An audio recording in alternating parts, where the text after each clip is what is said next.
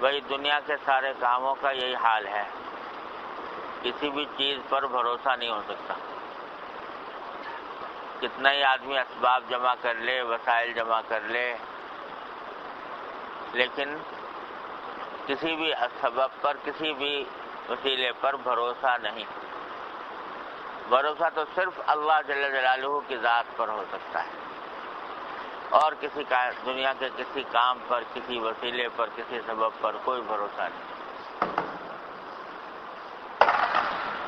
وہی چاہیں تو سبب میں تاثیر پیدا فرما دیں، وہی چاہیں تو اس سے تاثیر سلب فرما لیں، سب کچھ انہی کے قبضے میں ہے۔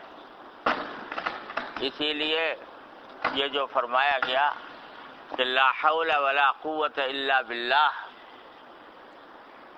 لا حول ولا قوت الا باللہ، یہ کلمہ جو ہے اس کے بارے میں حدیث میں فرمایا گیا کہ جنت کے خزانوں میں سے ایک خزانہ ہے یہ کلمہ، لا حول ولا قوت الا باللہ۔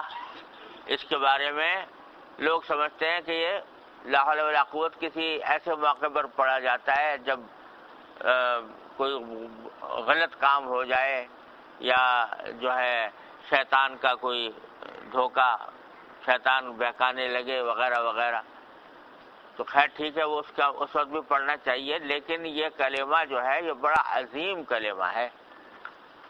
حدیث میں نبی کریم صلی اللہ علیہ وسلم فرمایا کہ جنت کے خزانوں میں سے ایک خزانہ ہے، لا حول ولا قوت الا باللہ۔ کیا خزانہ ہے؟ کہ معنی اس کے یہ ہے کہ کسی میں کوئی طاقت نہیں، کسی میں کوئی قدرت نہیں سوائے اللہ جل جلالہ کے ذریعے کوئی طاقت حاصل ہو۔ اگر کسی کو کسی کام پر قدرت ہوگی، یا کسی کام کی طاقت پیدا ہوگی، یا استطاعت ہوگی، یا توفیق ہوگی، تو وہ سوائے اللہ جل جلالہ کے کسی اور ذریعے سے نہیں ہو سکتی۔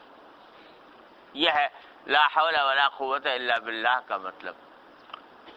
اور بزرگوں نے فرمایا کہ یہ کلمہ کثرت سے پڑھنے کے نتیجے میں اللہ تبارک و تعالی کی طرف سے عبادات و طاعات کی توفیق ہوتی ہے۔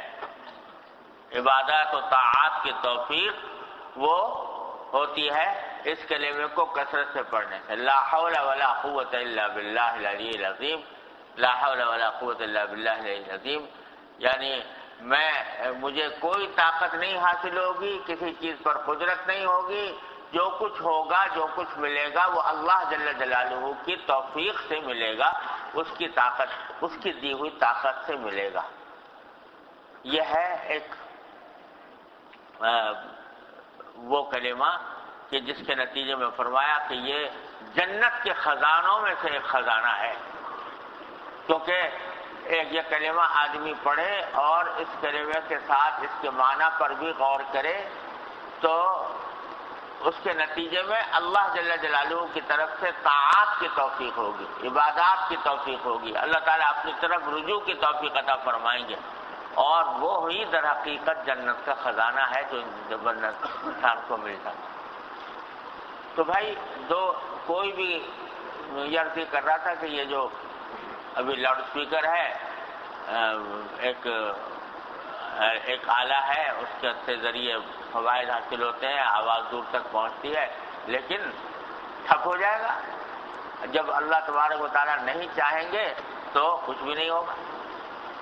میرے والد ماجد رحمۃ اللہ علیہ، اللہ تعالیٰ ان کے درجات بلند فرمایا کرتے تھے کہ آج کے لوگوں نے سبب راحت کا نام راحت رکھ لیا ہے،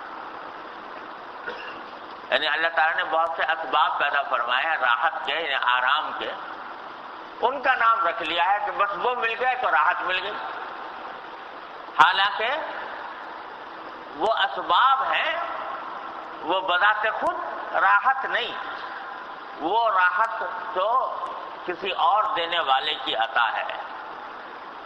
یہ گھر میں کوٹھی بنا لو، بنگلہ بنا لو، کاریں لے لو، دنیا کے جتنے جدید ترین آلات ہیں وہ اپنے پاس رکھ لو، سب کر لو، سب کچھ کر لو، لیکن اگر اللہ جل جلالہ کی طرف سے منظور نہیں ہے، راحت کا ملنا منظور نہیں، تو یہ سارے آلات، سارے اسباب، سارے وسائل بیکار ہو کر رہ جاتے ہیں۔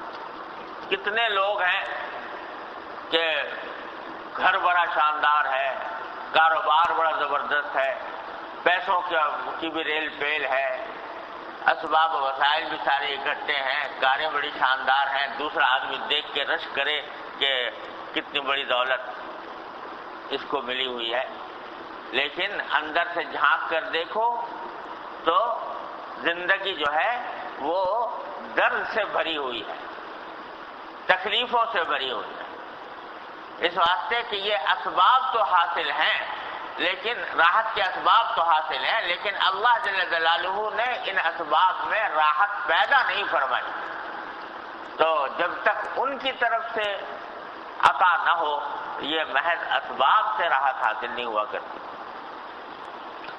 اور اسی کا نام ہے برکت۔ جب ہم یہ کہتے ہیں کہ اللہ جب کسی کو مثلا گھر بنایا، بھائی اللہ تعالیٰ مبارک کرے، اللہ تعالیٰ آپ کو برکت دے، کسی کو گاڑی ملی، اللہ آپ کو برکت دے، کسی کا نکاح ہوا، اللہ تعالیٰ برکت دے، کیا مانا کہ بظاہر تو یہ اسباب راحت حاصل ہو گئے ہیں، لیکن جب تک اللہ جل جلالہ کی طرف سے برکت اس میں نہیں ڈالی جائے گی اس وقت تک اس کا فائدہ حاصل نہیں ہوگا۔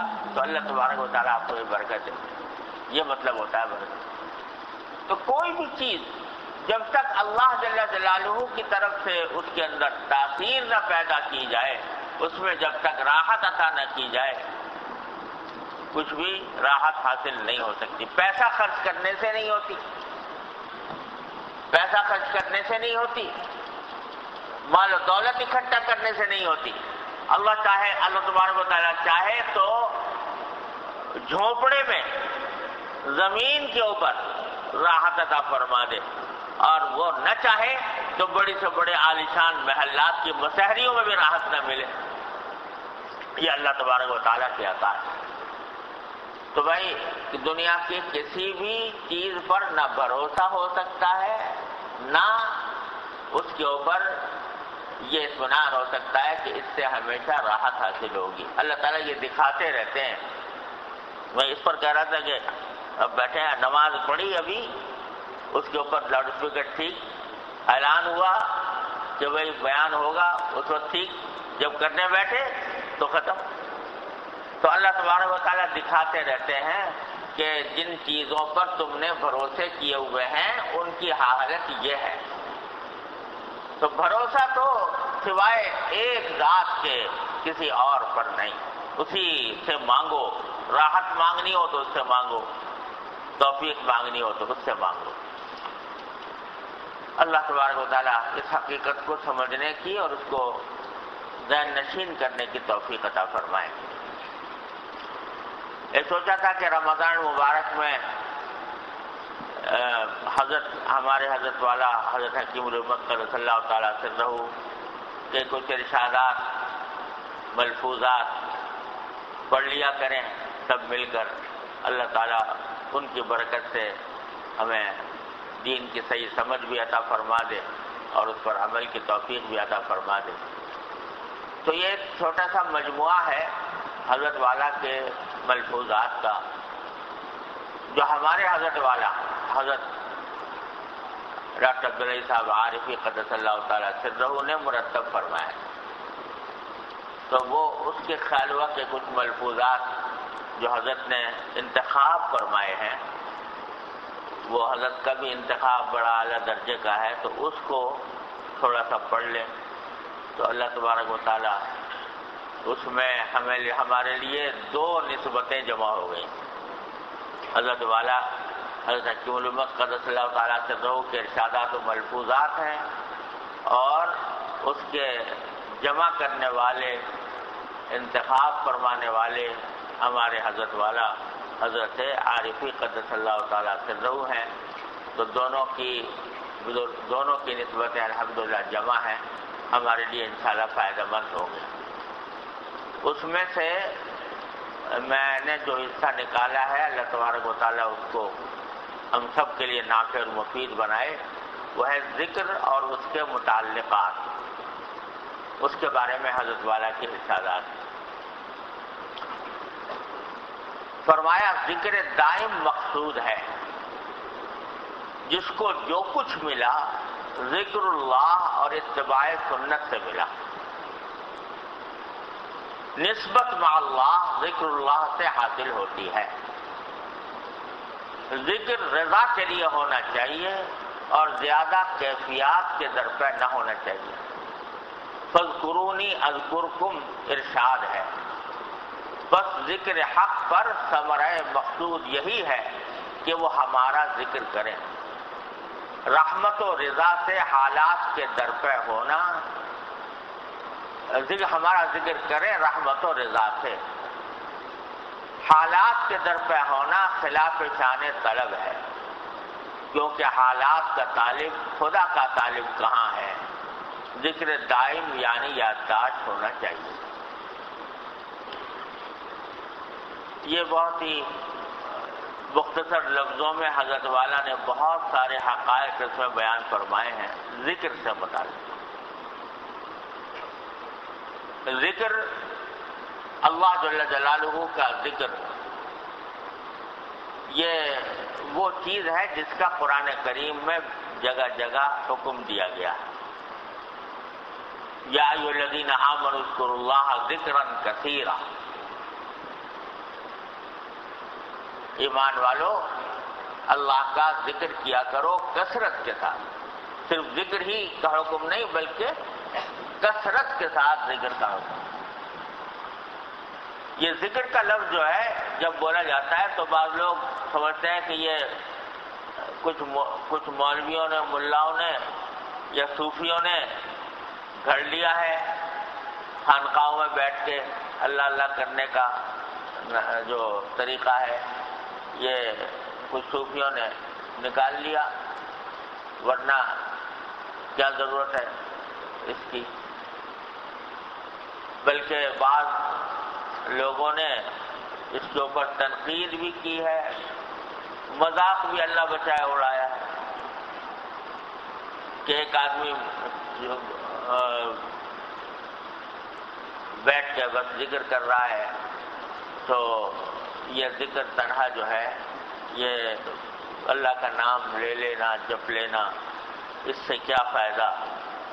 اللہ کے دین کو دنیا میں برپا کرنے کی کوشش کرے تو وہ تو ہے صحیح کام، اور یہ جو بیٹھا ہوا ذکر کر رہا ہے اس کا مذاق اڑایا ہے. بلکہ اللہ بچائے اقبال نے بھی ایک شعر میں ایسی بات کہی ہے کہ جس سے یہ مترشح ہوتا ہے کہ وہ کہتا ہے کہ انداز بیاں اگرچہ بہت شوق نہیں ہے، شاید کہ تیرے دل میں اتر جائے میری بات. یا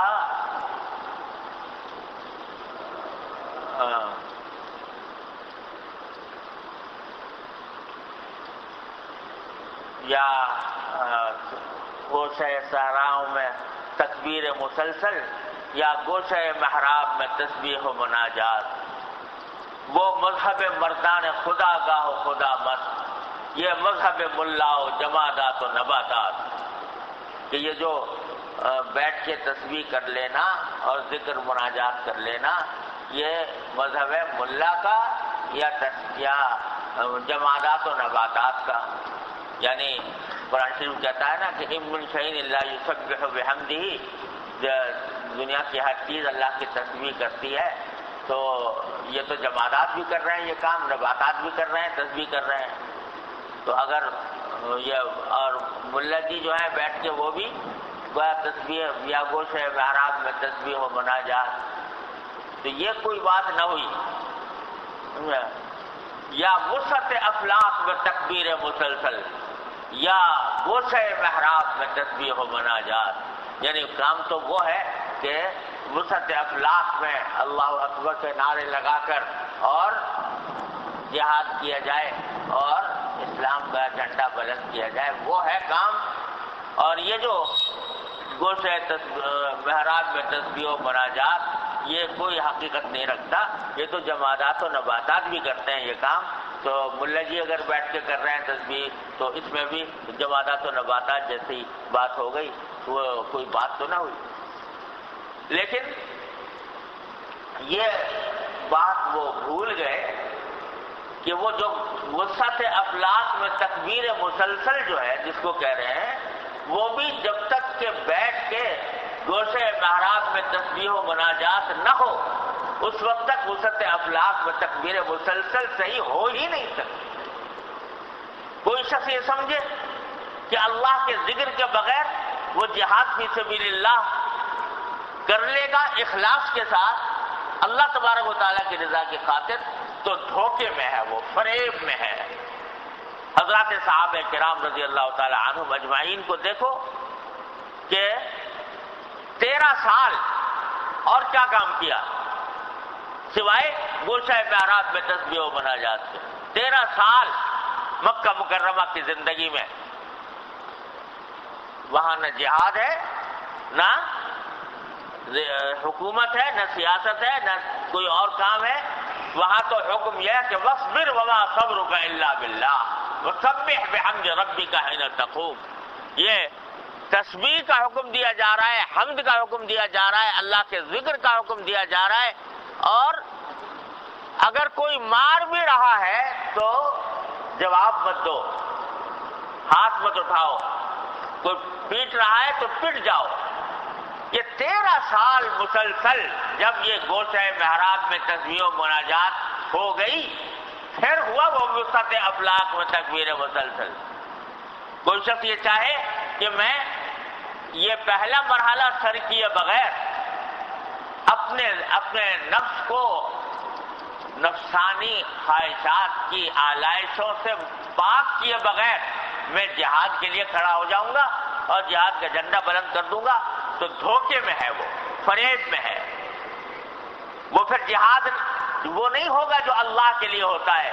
وہ جہاد ہوگا اپنی شہرت طلب کرنے کے لیے، اپنے آپ کو مجاہد کہلوانے کے لیے، اپنی تعریفیں حاصل کرنے کے لیے، لوگوں کے نگاہوں میں مقبول بننے کے لیے، اللہ کی رضا کے لیے نہیں ہوگا. وہ جہاد جس کی تمہید، جس کی بنیاد اللہ کے ذکر پر نہ اٹھی ہو، جس کے شروع میں اللہ تعالیٰ کے ذکر کے ساتھ اور اخلاص پیدا کرنے کی کوشش نہ کی گئی ہو، وہ جہاد فی سبیل اللہ نہیں ہوتا. عام طور سے یہی ہوتا ہے، وہ جہاد فی سبیل اللہ نہیں ہوتا، اس میں اخلاص نہیں ہوتا، اس میں للہیت نہیں ہوتی، اس میں اللہ کی رضا مقصود نہیں ہوتی. پھر وہ اپنی ذات کی نمود کا ذریعہ بن جاتا ہے، وہ اپنی ذات کی تعریف حاصل کرنے کا ذریعہ بن جاتا ہے، وہ لوگوں کے اندر اپنی شہرت اور مقبولیت پیدا کرنے کا ذریعہ بن جاتا ہے. وہ جہاد فی سبیل اللہ نہیں ہوگا. اس لیے جو نا آشنائے راز ہیں وہ یہ باتیں کیا کرتے ہیں کہ یہ تو ملا کا کام ہے اور یہ صوفیوں کا کام ہے، یہ جمادات و نباتات کا کام ہے. لیکن جب تک یہ کام نہیں ہوتا اس وقت تک کوئی چیز اخلاص کے ساتھ اللہ والی نہیں ہوا کرتی. اور تو اسے میں کہہ رہا ہوں کہ یہ سمجھ لیا لوگوں نے کہ یہ تو ان لوگوں نے ایجاد. ارے قرآن کریم بار بار کہتا ہے یا ایھا الذین آمنوا اذکروا اللہ ذکرا کثیرا، اے ایمان والو اللہ کا ذکر کرو اور کثرت سے ذکر. کثرت صرف ذکر کرنے کا حکم نہیں دیا، کثرت سے ذکر کرنے کا حکم دیا. اور فرمایا اذکرونی اذکرکم، کیسے پیار سے فرمایا اذکرونی اذکرکم، تم میرا ذکر کرو میں تمہارا ذکر کروں. اور حدیث میں حدیث قدسی ہے کہ ذکرنی فی نفسی ذکرتہ فی نفسی. جو شخص اپنے تنہائی میں ذکر کرے میرا تو میں بھی تنہائی میں اس کا ذکر کروں. ومن ذکرنی فی ملأ ذکرتہ فی ملأ خیر منہ، جو کسی جماعت میں یعنی لوگوں کے سامنے میرا ذکر کرے تو میں ایسی جماعت کے سامنے اس کا ذکر کروں گا جو اس کی جماعت سے بہتر ہو، یعنی ملائکہ سے۔ تو قرآن و حدیث ذکر کی فضیلت سے بڑے ہوئے۔ ایک صحابی آئے اور آ کر پوچھا کہ یا رسول اللہ مجھے یہ بتائیے کہ سب سے افضل عمل کیا ہے؟ تو مختلف لوگوں کو آپ نے مختلف حالات میں مختلف ضروریات کے تحت اس سوال کے مختلف جواب دیے ہیں۔ ان صاحب کو جواب میں فرمایا کہ سب سے افضل عمل یہ ہے کہ تمہاری زبان اللہ کے ذکر سے تر رہے، ان یکون لسانک رطبا بذکر اللہ، تمہاری زبان اللہ کے ذکر سے تر رہے، یعنی ہر وقت تمہاری زبان پر کوئی نہ کوئی اللہ کا ذکر جاری ہو۔ تو قرآن و حدیث تو یہ کہہ رہے ہیں، اور جو حضرات یہ کہیں کہ ہم اسلام کی فہم اور اسلام کی سمجھ آج ہم جو پیش کر رہے ہیں وہی مقبول ہونی چاہیے، وہ کہیں کہ ذکر کی کوئی اہمیت نہیں، اعوذ باللہ العلی العظیم، تو کتنی خطرناک بات ہے۔ ذکر یہ اس لیے اللہ تبارک و تعالی نے اس کی تاکید فرمائی ہے، تو حکمتیں تو اللہ تعالیٰ ہی بہتر جانتے ہیں، لیکن سچی بات یہ ہے کہ ذکر کے بغیر انسان مسلمان نہیں بنتا، بلکہ اگر یہ کہوں تو بھی مبالغہ نہیں ہوگا کہ اس کے بغیر انسان نہیں بنتا، کیونکہ صحیح معنی میں انسان وہی ہے جو ایمان لائے ہوئے ہو اللہ جل جلالہ پر، اللہ تبارک و تعالیٰ کی نازل کی ہوئی کتابوں پر، اللہ تعالیٰ کے بھیجے ہوئے رسولوں پر۔ جب تک ایمان نہ ہو انسان نہیں بنتا۔ ذکر کے بغیر آدمی نہیں بنتا۔ کیوں؟ وجہ اس کی یہ ہے کہ اگر آپ غور کرو تو جتنے جرائم، جتنے گناہ اس دنیا میں سرزد ہوتے ہیں، ان سب کی وجہ، بنیادی وجہ اللہ کی یاد سے غافل ہو جانا ہے۔ آپ تصور کرو کہ جتنے گناہ ہوتے ہیں، جس وقت بندہ گناہ کر رہا ہوتا ہے اس وقت اللہ جل جلالہ کی یاد سے غافل ہوتا ہے۔ اگر اس کے دل میں اللہ تبارک و تعالیٰ کا دھیان ہوتا، خیال ہوتا، تو گناہ کا ارتکاب نہ کرتا۔ اگر خیال ہوتا کہ مجھے اللہ دیکھ رہا ہے اور ایک دن مجھے اپنے اس عمل کا جواب اللہ تبارک و تعالیٰ کے سامنے جا کر دینا ہے، تو وہ گناہ کبھی بھی ارتکاب گناہ کا نہ کرتا۔ گناہ پیدا ہی ہوتا ہے غفلت سے۔ ذکر کی ضد ہے غفلت۔ ذکر تو ہے اللہ تعالیٰ کو یاد کرنا، اور اس کی ضد ہے غفلت، یعنی اللہ تعالیٰ سے غافل ہو جانا، اللہ تعالیٰ کو بھول جانا، اللہ تبارک و تعالیٰ کا دھیان دل میں نہ ہونا، یہ غفلت ہے۔ تو سارے گناہوں کی، معصیتوں کی، ناانصافیوں کی، مظالم کی بنیاد اگر دیکھو تو وہ غفلت ہے، اللہ جل جلالہ کے ذکر سے غفلت ہے۔ اسی لیے یہ فرمایا کہ لا یزنی الزانی حین یزنی وہو مومن۔ یہ جو حدیث میں فرمایا گیا کہ زنا کرنے والا زنا نہیں کرتا اس حالت میں کہ وہ مومن ہو، یعنی جس وقت میں زنا کر رہے، اللہ بچائے، اللہ تعالیٰ حفاظت فرمائے، کر رہا ہے، اس وقت میں وہ مومن نہیں ہے۔ لا یسرق السارق حین یسرق وہو مومن، جب چور چوری کرتا ہے تو اس وقت مومن نہیں ہوتا۔ اس کا مطلب کلامی اعتبار سے پتہ نہیں کیا کیا مطلب نکال لیے لوگوں نے، خوارج نے، معتزلہ نے، وغیرہ وغیرہ۔ سیدھی سی بات اس کی یہ ہے کہ مومن نہ ہونے کے معنی یہ ہے کہ اس وقت اللہ جل جلالہ کے ذکر سے غافل ہے، اللہ تبارک و تعالیٰ کا دھیان اس کے دل سے نکلا ہوا ہے، اللہ تعالیٰ کے اوپر جس طرح کا ایمان ہونا چاہیے کہ ہر آن ہر لمحے اللہ تبارک و تعالیٰ کا دھیان ہو، یہ اس وقت اس کے اندر موجود نہیں جس وقت یہ ہوگا۔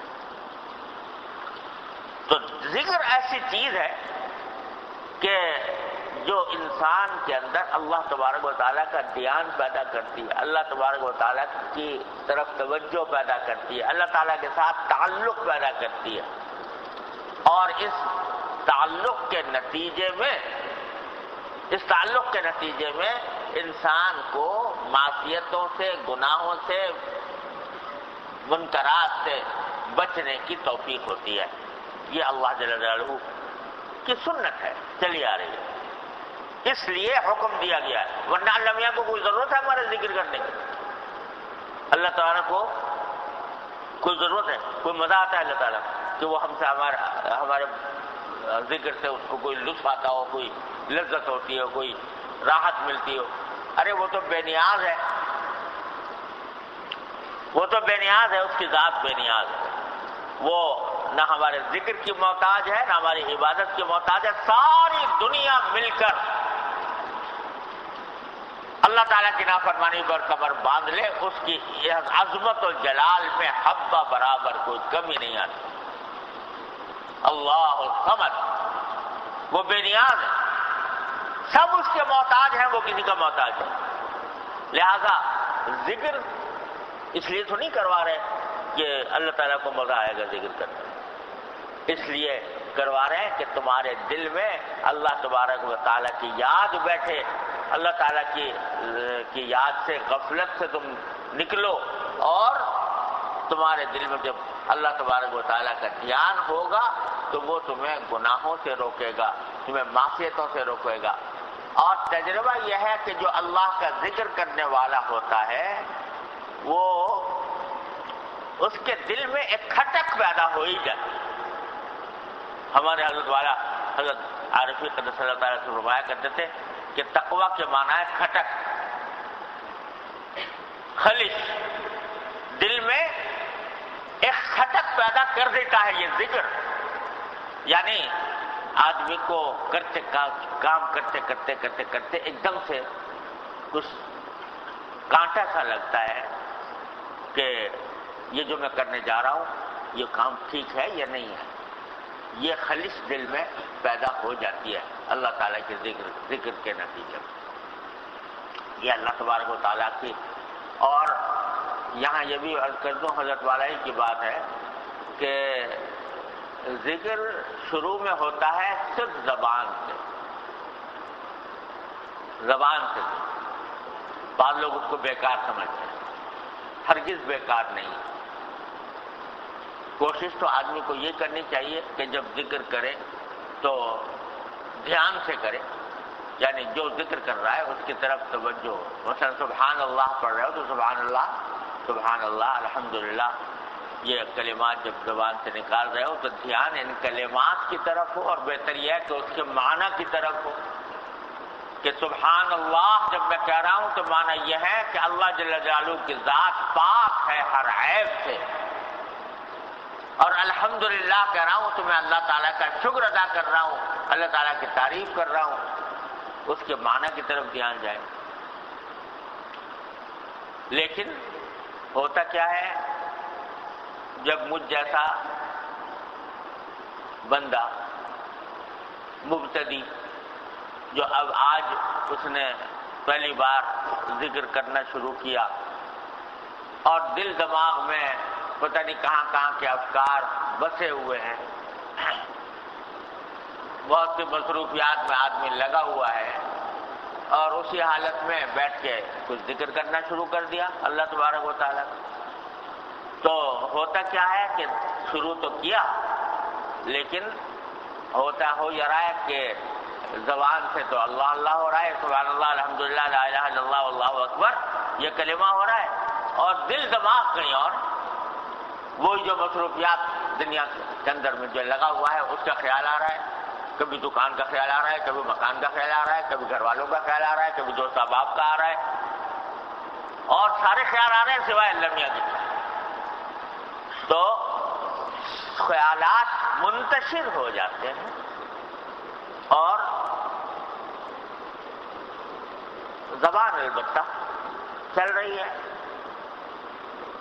تو بعض لوگ اس کو بیکار سمجھتے ہیں۔ اس ایسے ذکر سے کیا فائدہ کہ جب دل تو متوجہ ہوا نہیں اللہ تعالیٰ کی طرف، زبان چلتی رہی، تو فائدہ کیا؟ اور اس پر کسی نے شعر بھی کہہ دیا کہ برزباں تسبیح و در دل گاؤ خر، ای چنی تسبیح کیا دارت اثر، کہ زبان پر تو تسبیح ہو اور دل میں گائے کا اور گدھے کا خیال آ رہا ہو، تو ایسی تسبیح سے کیا فائدہ، اس کا کیا اثر نکلے گا؟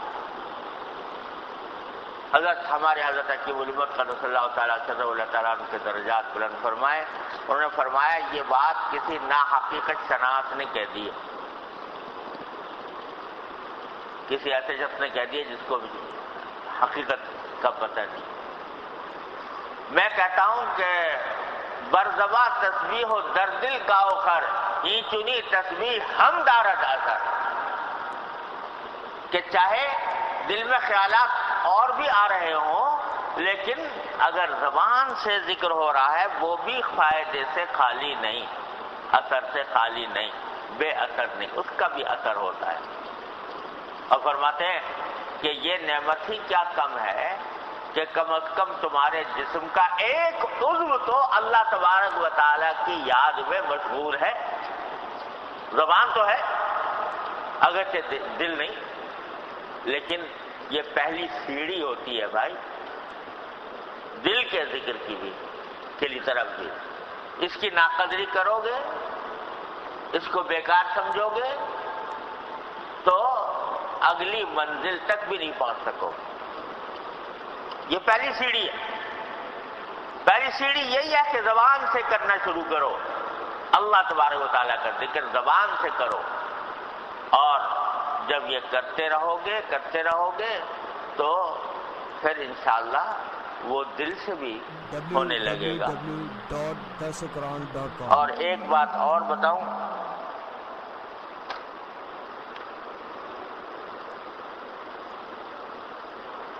وہ یہ کہ یہ جو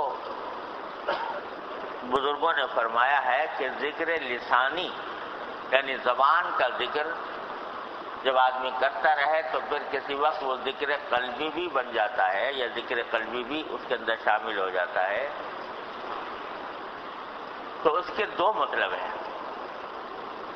ایک مطلب تو یہ ہے کہ جب آدمی ذکر کرتا رہتا ہے، کبھی نہ کبھی ایسا وقت آتا ہے کہ شروع میں تو خیالات آ رہے ہیں ادھر کے ادھر کے، دل کہیں دماغ کہیں، وہ اور زبان سے ذکر ہو رہا ہے، پھر رفتہ رفتہ جب عادت پڑنے لگتی ہے تو پھر وہ دل بھی متوجہ ہونا شروع ہو جاتا ہے، دل بھی متوجہ ہونا شروع ہو جاتا ہے اس ذکر کی طرف۔ ایک مطلب تو یہ ہے، ایسا ہوتا ہے، لیکن بعض افراد کو یہ بھی نہیں ہوتا، یعنی وہ مدتوں کرتے رہتے ہیں مگر ذکر کے وقت میں وہ قلب کا متوجہ ہونے کا جو حادثہ ہے وہ کما حقو حاصل نہیں ہوتا، دل دماغ لگا ہی رہتے ہیں۔ لیکن ہوتا یہ ہے کہ اس ذکر کی برکت سے ان کے شب و روز کے لمحات میں اللہ تبارک و تعالیٰ کی طرف توجہ کا عنصر بڑھ جاتا ہے، یعنی جس وقت ذکر کر رہے ہیں کیا اس وقت میں تو دھیان اللہ تعالیٰ کی طرف کما حقو نہیں ہوا مثال کے طور پر، لیکن جب جو مقصود تھا ذکر کا وہ یہ تھا کہ جب صبح کو آدمی نکلے اور شام تک اپنی مصروفیات میں مصروف رہے، تو اس کے دل میں ایک کھٹکا لگا رہے کہ میں جو کام کرنے جا رہا ہوں وہ اللہ تبارک و تعالیٰ کی رضا کے مطابق ہے یا نہیں ہے، اور اللہ تبارک و تعالیٰ کا دھیان اس کو پھر 24 گھنٹے کی زندگی میں آنے لگے، تو یہ مقصد پھر بھی حاصل ہو جاتا ہے۔ پتہ نہیں بات واضح ہوئی نہیں ہوئی، لیکن تجربے کی بات بزرگوں کی یہ ہے کہ اس ذکر کا یعنی اگر فرض کرو آدمی سالہ سال ذکر کرتا رہتا ہے، سالہ سال تسبیحات پڑھتا ہے، لیکن تسبیحات پڑھتے وقت اس کا دل نہیں لگ رہا، توجہ نہیں ہو رہی، تو اس کو بیکار نہ سمجھے۔ یہ خاصہ انشاءاللہ اس کا ضرور پیدا ہو جائے گا کہ صبح سے لے کر شام تک کی زندگی میں اللہ تبارک و تعالیٰ کا دھیان پہلے کے مقابلے میں زیادہ آنے لگے گا، اللہ تبارک و تعالیٰ کے کو راضی کرنے کی طرف توجہ پہلے سے زیادہ ہونے لگے گی۔ کسی گناہ کے کرتے وقت میں ایک رکاوٹ دل میں ضرور پیدا ہو جائے گی۔ یہ فائدہ تو حاصل ہوگا ہی ہوگا انشاءاللہ تعالی۔ یہ نہ سمجھے کہ وہ میں جو ذکر کر رہا ہوں اس وقت میرا توجہ نہیں ہوتی تو میں تو اس منزل تک نہیں پہنچا جو کہی گئی تھی، وہ یہ بات فائدہ ہوگا انشاءاللہ۔ ایک بات تو یہ، دوسری بات یہ جو حضرت کی بات ہے وہ یہ کہ جب ذکر آدمی شروع کرتا ہے تو مشقت ہوتی ہے، طبیعت پر کچھ بوجھ لگتا ہے، دل نہیں لگتا۔ یہ شروع میں تقریباً ہر ایک کو پیش آتا ہے، حالانکہ کوئی مشقت کا کام ہے کوئی ذکر کرنا ہے؟ اگر سبحان اللہ وبحمدہ سبحان اللہ العظیم پڑھ رہے ہو، ذکر کر رہے ہو، تو خود رسول کریم صلی اللہ علیہ وسلم فرمایا خفیفتان علی اللسان، یہ کلمے تو بہت ہی ہلکے ہیں زبان کے اوپر، تو حقیقت میں تو کوئی مشقت نہیں۔ آپ سوچو کیا مشقت ہے؟ کوئی محنت کا کام ہو رہا ہے، مزدوری ہو رہی ہے، کوئی بہت زیادہ طاقت سے زیادہ بوجھ اٹھایا جا رہا ہے، کچھ بھی نہیں، زبان سے ایک کلمہ ادا ہونا ہے، تکلیف تو بظاہر کوئی ہے نہیں، لیکن کیا ہوتا ہے کہ شیطان اور نفس جو ہے وہ اس کو بڑا مشقت معلوم ہوتی ہے اس کام، حالانکہ کوئی بوجھ نہیں اٹھا رہا، کوئی بہت زیادہ محنت کا کام نہیں ہو رہا، لیکن وہ شیطان اور نفس اس کو محنت کا اور مشقت کا کام کیوں بنا دیتے ہیں کہ یہ تو چل پڑا بھائی اس راستے پہ، یہ تو اس راستے پہ چل پڑا، تو اس راستے سے اس کو بھٹکانے کے لیے وہ کہتے ہیں تو نے اپنے آپ کو مقید کر لیا ایک کلمے کے اندر اور اسی کلمے کی رٹ لگا رہا ہے، تو کچھ اور بھی سوچ دنیا کی، ادھر کی ادھر کی، تو ادھر کے جو خیالات اور وہ اس سے اپنے آپ کو فارغ کر کے دوسرے کاموں سے اپنے آپ کو الگ کر کے جب آدمی بیٹھتا ہے تو اس کو ایسا لگتا ہے جیسے میں کسی قید میں آ گیا، اور اس قید کی وجہ سے یہ مشقت انسان کو ہوتی ہی ہے۔ تو ہمارے حضرت والا حضرت کی عمر قدس اللہ تعالیٰ سرہ فرماتے ہیں کہ بھائی یہ مشقت تو ہونی ہے ذکر کے اندر، شروع میں ضرور ہوگی، لیکن اس کا علاج یہی ہے کہ اس کا مقابلہ کیا جائے۔ مشقت ہو رہی ہے، اچھی بات ہے، ہونے دو، کریں گے ہم یہ دل میں ٹھان لیں۔ مشقت ہو رہی ہے، برا لگ رہا ہے، دل نہیں لگ رہا، دل گھبرا رہا ہے، گھبرانے دو، ہم کریں گے یہ، چاہے تو گھبرائے، چاہے تو مشقت محسوس کرے، چاہے تجھے بوجھ معلوم ہو، کروں گا یہی۔ جس دن بندہ یہ عزم کر لیتا ہے اور ڈٹ جاتا ہے اس مشقت کے مقابلے میں، بس سمجھو کامیاب ہے۔ چاہے مزہ بالکل نہ آئے ذکر کرنے میں. ہمارے یہ جو بھی میں نے بات پڑھی ہے حضرت والا کی، وہ حضرت یہی فرماتے ہیں کہ ارے بھائی یہ لوگ کہتے ہیں بھائی جو مزہ نہیں آتا ذکر کرنے میں، ذکر کرنے میں مزہ نہیں آتا. اللہ بچائے، حضرت ایک مرتبہ ایک صاحب نے پوچھا حضرت سے کہ حضرت میں کوئی مزہ ہی نہیں آتا ذکر میں. تو ایسے ہی حضرت بعض اوقات مذاق کی بات فرما دیا کرتے تھے، فرمایا بھائی مزہ تو مزی میں ہے، سمجھا، تم کہاں مزے کی تلاش کر رہے ہو ذکر میں؟ یعنی کیا تم ذکر جو ہے وہ مزے کی خاطر کر رہے ہو تو مزہ آئے گا؟ پھر تو یہ اللہ کے لیے نہ ہوا، پھر تو اللہ کے لیے نہیں ہوا نا، لطف لینے کے لیے ہوا. یعنی تم ادھر دوسرے کو فلم دیکھنے میں مزہ آتا ہے اعوذ باللہ، تو مجھے ذکر میں مزہ آنے لگے. تو یہ فضول کی بات ہے، نیت ہی خراب ہے مزہ حاصل کرنے کی. ارے بھائی نیت تو یہ کرو کہ میرا اللہ راضی ہو جائے، نیت تو یہ کرو کہ فاذکرونی اذکرکم، اللہ تعالیٰ نے فرمایا ہے کہ میرا ذکر کرو میں تمہارا ذکر کروں گا. تو اللہ تبارک و تعالیٰ کے ذکر کی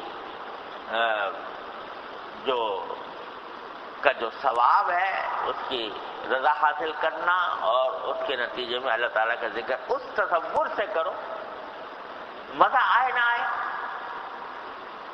اگر آنے لگے تو یہ بھی اللہ تعالیٰ کی عطا ہے، نعمت ہے. نہ آئے تو بھی کوئی پریشانی کی بات نہیں، بلکہ ثواب زیادہ ملے گا.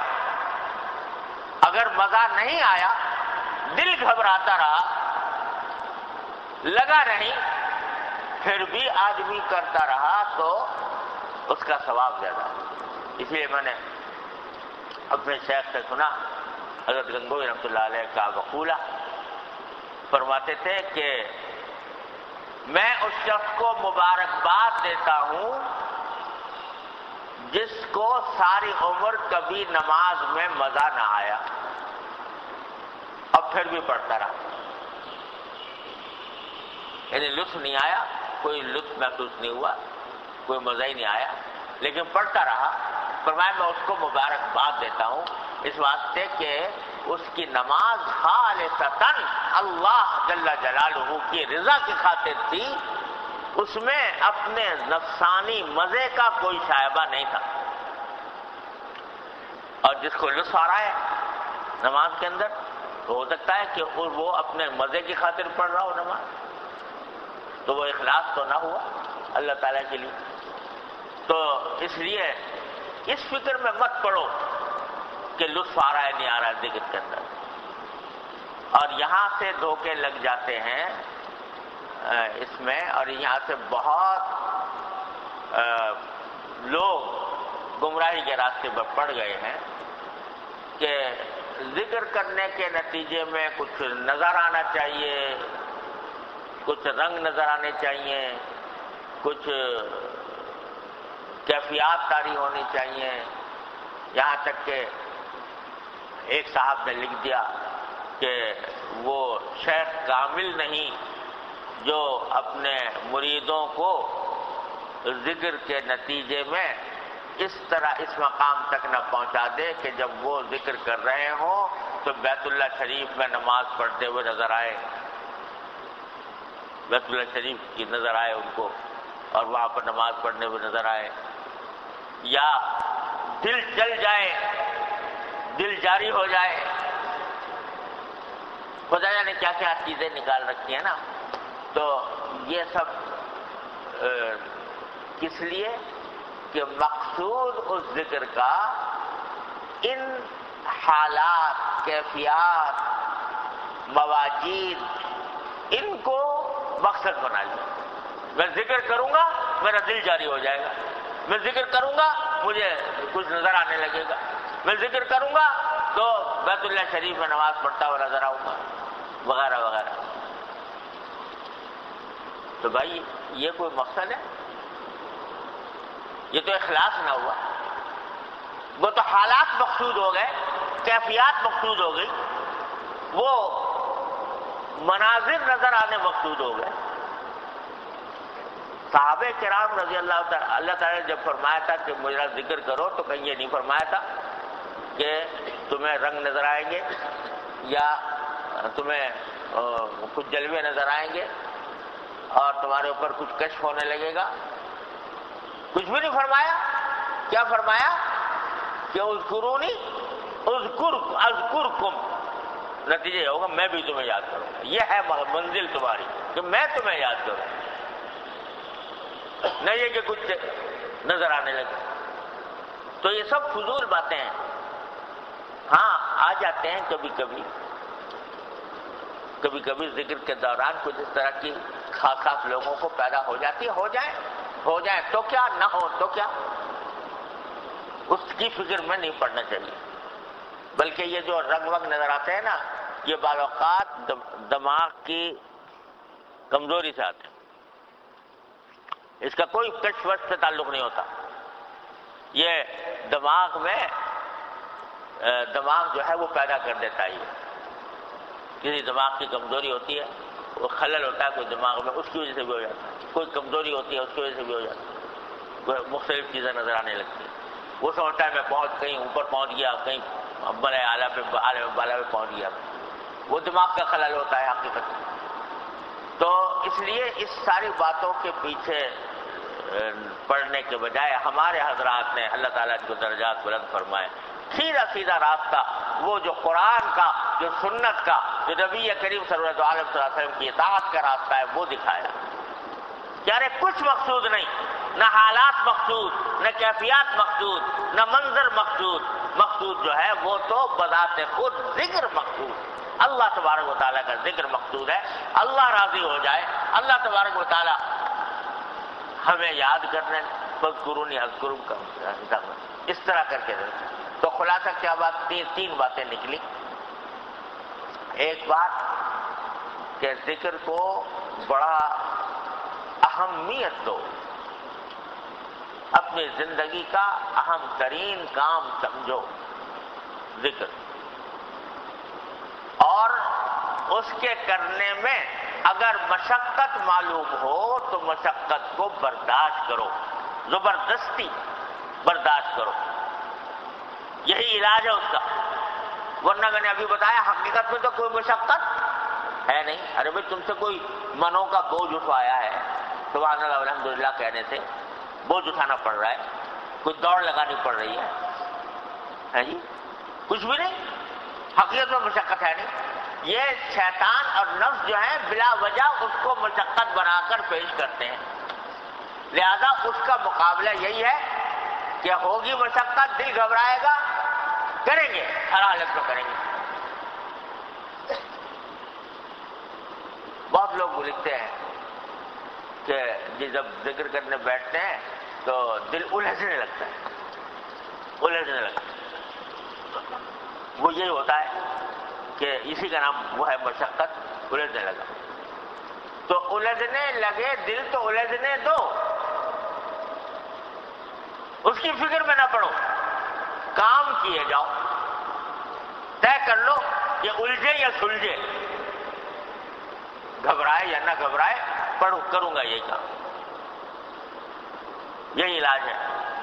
اور جب یہ کچھ دنوں آدمی کر لیتا ہے تو پھر وہ حضرت بھی بھاگ جاتے ہیں جنہوں نے یہ الجھن پیدا کی ہے یا مشقت پیدا کی ہے. وہ بھی پھر مایوس ہو جاتے ہیں کہ بھئی اب یہاں ہمارا دال گلنے والی نہیں ہے. تو پھر وہ مشقت بھی الحمدللہ رفتہ رفتہ کم ہوتی چلی جاتی. تو غرض دوسری بات یہ ہے کہ مشقت کے باوجود کچھ وقت نکال کر اس کام کو کریں. اور بہتر یہ ہے ذکر میں بالخصوص شروع میں کہ اس کی کوئی جگہ متعین کر کے، وقت متعین کر کے کیا جائے. وقت بھی متعین، جگہ بھی متعین. اس کا فائدہ زیادہ ہوتا ہے، دل جمی یکسوئی زیادہ حاصل ہوتی ہے. لیکن اگر کسی کو وقت نہ ملتا ہو تو چلتے پھرتے بھی کر لے تو نہ کرنے سے بہتر ہے۔ لیکن میں اپنے ساتھیوں سے عرض کیا کرتا ہوں کہ اگر تھوڑا سا وقت چاہے وہ 5 منٹ 10 منٹ ہی ہوں 10 منٹ ہی ہوں وہ تو کر لو بیٹھ کے یعنی اپنے آپ کو دوسرے دھندے سے فارغ کر کے خلوت میں بیٹھ کر 10 منٹ تو ویسے کر لو، اور باقی جو ہے وہ اگر چاہو تو چلتے پھرتے بھی کر لو، لیکن کچھ وقت بیٹھ کر اطمینان کے ساتھ کرنے کا وقت نکال لو۔ تو دوسری بات یہ ہے کہ مشقت ہو یا نہ ہو ہر حالت میں جاری رکھو۔ تیسری بات یہ کہ اس انتظار میں نہ رہو کہ میں جب ذکر کروں گا تو کوئی عالم بالا کے مناظر نظر آئیں گے مجھے، سمجھا، یا مجھے کوئی میں پرواز کرنے لگوں گا آسمان کی طرف، یا کچھ اس فکر میں مت پڑو۔ بس سمجھو کہ کلمہ جب میرے زبان سے نکل گیا، کلمہ جو میری زبان سے نکلا تو وہ بذات خود مقصود ہے، وہ نکلنا ہی مقصود ہے۔ حضرت مولانا رومی رحمۃ اللہ علیہ نے مثنوی میں ایک حکایت نقل کی ہے کہ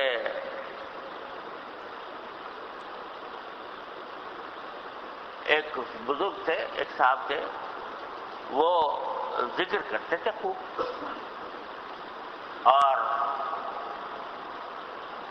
ذکر کر کر کے سال گزر گئے تھے، عمر بیت گئی تھی۔ تو ایک مرتبہ ذکر کرتے ہوئے دل میں یہ خیال آیا کہ اتنے سالوں سے میں اللہ کو پکار رہا ہوں، اللہ کا نام لے رہا ہوں، اللہ تعالیٰ کا ذکر کر رہا ہوں، اتنی مرتبہ اتنے سال گزر گئے، کبھی اس طرف سے کوئی جواب ہی نہیں آتا۔ یعنی ساری زندگی سبحان اللہ کہتے رہے، الحمدللہ الحمدللہ کہتے رہے، ساری زندگی دعائیں بھی کرتے رہے، یا اللہ یہ کر دے، یا اللہ یہ کر دے، یہ سب ذکر ہی ہے، دعا بھی ذکر ہے۔ تو یہ سب کرتے رہے اتنے سال سے، لیکن کوئی جواب ہی نہیں آ رہا کہ ہماری کوئی بات قبول بھی ہوئی کہ نہیں ہوئی۔ ایسا خیال دل میں خیال آ گیا، تو مولانا فرماتے ہیں کہ جواب آیا، آواز یا دل میں محسوس ہوئی ہوگی، کہا کہ ارے اللہ کے بندے، یہ جو تجھے ذکر کی توفیق ہو رہی ہے ایک کے بعد دوسرے ذکر کی، یہی ہمارا جواب ہے۔ گفت اللہ ہے تو لبیک مار، جواب یہ دیا کہ جو تو اللہ کر رہا ہے، یعنی ایک مرتبہ کی، اس کے بعد دوسری مرتبہ اللہ کرنے کی توفیق ہوئی، یہی ہمارا جواب ہے۔ گفت اللہ ہے تو لبیک مار۔ اسی لیے حضرت نے فرمایا کسی جگہ کہ جب ایک عبادت کرنے کے بعد دوسری مرتبہ اسی عبادت کی توفیق ہو جائے، سمجھو کہ پہلی مقبول ہو گئی اللہ تعالیٰ، کیونکہ اگر قبول نہ ہوتی تو دوبارہ اپنے در پر حاضری کی توفیق نہ دیتے۔ توفیق عطا فرمائی تو مطلب یہ علامت ہے انشاءاللہ پہلے عبادت کے اللہ کے ہاں مقبول ہو جانے کی۔ تو گفت اللہ ہے تو لبیک مار، جواب یہ ہے کہ جب تو اللہ اللہ کر رہا ہے، ہمارا نام لے رہا ہے، تو ایک مرتبہ نام لینے کے بعد دوبارہ جب نام لینے کی تجھے توفیق ہو گئی، یہی ہمارا جواب ہے۔ تو لہذا اس فکر میں نہ پڑو، اپنے کام میں لگے رہو، کیے جاؤ۔ اور جیسے میں نے عرض کیا، آپ انشاءاللہ تجربہ کر کے دیکھ لو کہ جتنا ذکر زیادہ ہوگا، وہ چلتے پھرتے بھی ہو تو کوئی حرج نہیں، چلتے پھرتے جو ذکر زبان پر آ جائے، سبحان اللہ والحمدللہ ولا الہ الا اللہ واللہ اکبر، درود شریف، استغفار، جو ذکر بھی آ جائے زبان پر، چلتے پھرتے بھی ہو، تو اس کا یہ اثر انشاءاللہ ضرور ضرور ضرور ضرور ظاہر ہوگا کہ دل میں اللہ تعالیٰ کی طرف اللہ تعالیٰ کا ایک دھیان پیدا ہوگا، کھٹک پیدا ہوگی، تمہیں اندر ایک کانٹا دل کے اندر لگ جائے گا جو مختلف صبح سے لے کر شام تک کی زندگی کے مختلف کاموں میں تمہیں تھوڑا روکا کرے گا کہ ذرا سوچ لو کیا کرنے جا رہے ہیں، اور یہی سارا مقصود ہے، اور یہی اللہ جل جلالہ کے ساتھ تعلق پیدا کرنے والی چیز ہے۔ بس اس کی کوشش اللہ تعالیٰ کا، اور یہ رمضان کا مہینہ اس کام کے لیے بہت بہترین۔ رمضان کے اندر اللہ تبارک و تعالیٰ شیطان کو تو بند کر دیتے ہیں، نفس بے شک رہتا ہے انسان کا، تو پہلے 2 دشمن تھے، اب 1 رہ گئے، تو اس لیے آسانی ہو گئی۔ اور دوسرا یہ کہ رمضان کا مہینہ یہ صبر کا مہینہ ہے، قرآن حدیث میں فرمایا شہر الصبر ہے، صبر کی ٹریننگ ویسے ہی ہو رہی ہے روزے کی حالت میں، تو اس واسطے بھی آسان، اس وقت میں یہ کام کرنا آسان ہے، چلتے پھرتے اٹھتے بیٹھتے بھی ذکر کرو، اور کچھ تھوڑا سا وقت مقرر کر کے بھی اللہ تعالیٰ کا ذکر کرو۔ اور بھائی یہ رمضان میں جیسا پہلے بھی میں نے عرض کیا تھا، کوشش اس بات کی ہو کہ بلا ضرورت نہ کوئی کام ہو نہ کوئی بات ہو،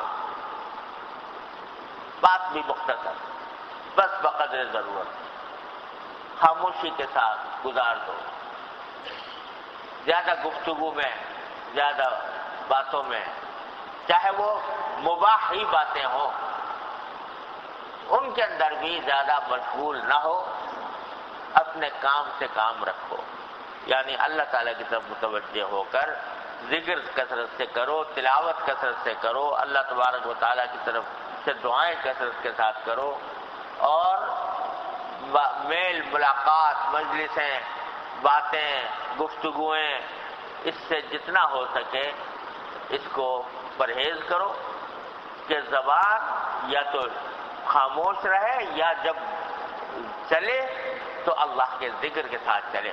اللہ تبارک و تعالیٰ مجھے آپ کو سب کو اس کی توفیق عطا فرمائے۔ اللہم صلی علی سیدنا مولانا محمد وعلی آل محمد کما صلیت علی ابراہیم وعلی آل ابراہیم انک حمید مجید۔ ربنا ظلمنا انفسنا وان لم تغفر لنا وترحمنا لنكونن من الخاسرین۔ ربنا آتنا في الدنيا حسنة وفي الآخرة حسنة وقنا عذاب النار۔ ربنا اغفر لنا ذنوبنا وإسرافنا في أمرنا وثبت أقدامنا وانصرنا على القوم الكافرين۔ یا ارحم الراحمین، اپنے فضل و کرم، اپنے رحمت سے ہمارے تمام گناہوں کو معاف فرما۔ یا اللہ ہمارے اعمال و اخلاق کی اصلاح فرما۔ اے اللہ ہمیں سیدھے راستے پر چلنے کی توفیق عطا فرما۔ اے اللہ اپنے رحمت سے، اپنے فضل و کرم سے ہمیں نبی کریم سرور دو عالم صلی اللہ علیہ وسلم کی سنت کی اتباع کی توفیق عطا فرما۔ اے اللہ اپنے رحمت سے، اپنے فضل و کرم سے ہر طرح کے گناہوں سے، معصیتوں سے، منکرات سے ہماری حفاظت فرما۔ اے اللہ ہم بے ہمت ہیں، ہمت عطا فرما دے۔ یا اللہ گناہوں سے بچنے کی ہمت عطا فرما دے، گناہوں سے بچنے کا حوصلہ عطا فرما دے۔ اے اللہ ہمارے دل کو اپنے ذکر و فکر سے آباد فرما دے۔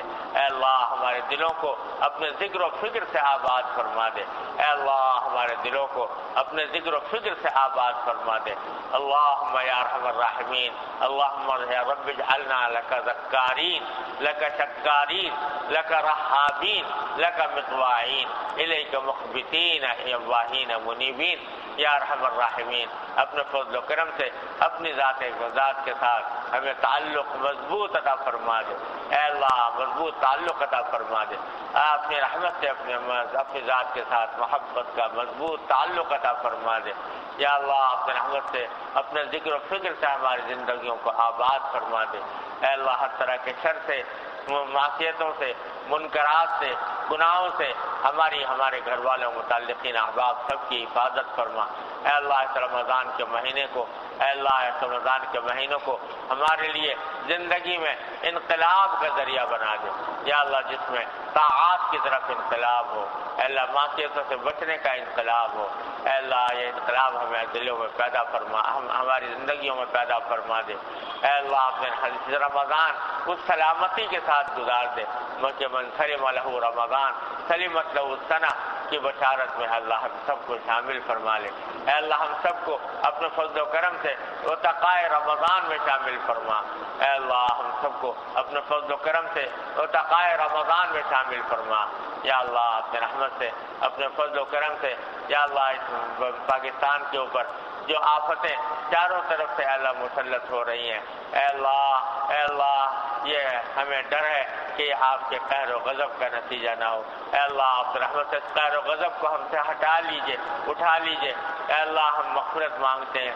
اللہم انا نستغفرک ونتوب الیک، اللہم انا نستغفرک ونتوب الیک، اللہم انا نستغفرک ونتوب الیک، یا اللہ ہم استغفار کرتے ہیں، ساری امت کی طرف سے استغفار کرتے ہیں، اے اللہ اپنے رحمت سے ہماری مغفرت فرما دے، اے اللہ ہماری مغفرت فرما دے، اے اللہ اپنے فضل و کرم سے ہماری مغفرت فرما دے، یا اللہ اپنے رحمت سے ہماری شامت اعمال کو ہم سے دور فرما دے، یا اللہ ہماری شامت اعمال کو دور فرما دے، اللہم انا نعوذ برضاک من سخطک، اللہم انا نعوذ برضاک من سخطک وبمعافاتک من عقوبتک وبک منک لا نحصی ثناء علیک، اللہم لا ملجأ ولا منجا الا منک الا الیک، اللہم لا ملجأ ولا منجا منک الا الیک، اللہم لا ملجأ ولا منجا منک الا الیک، اللہم انا نعوذ بک منک یا ارحم الراحمین، اللہم یا ارحم الراحمین انا نعوذ برضاک من سخطک وبمعافاتک من عقوبتک، انا نعوذ برضاک من سخطک وبمعافاتک من عقوبتک یا ارحم الراحمین، یا اللہ جو لوگ مصیبت زدہ ہیں اس سیلاب کے ذریعے سیلاب کے اندر، یا اللہ اپنے رحمت سے ان کی مصیبتوں کو دور فرما دے، ان کے لیے اللہ ان کے نقصانات کی اپنے فضل و کرم سے تلافی فرما دے، یا اللہ ہمیں ان کے سلسلے میں ان کی مدد کے سلسلے میں یا اللہ جو کام ہمارے کرنے کے ہیں اپنے رحمت سے ہمیں ان کی توفیق عطا فرما دے۔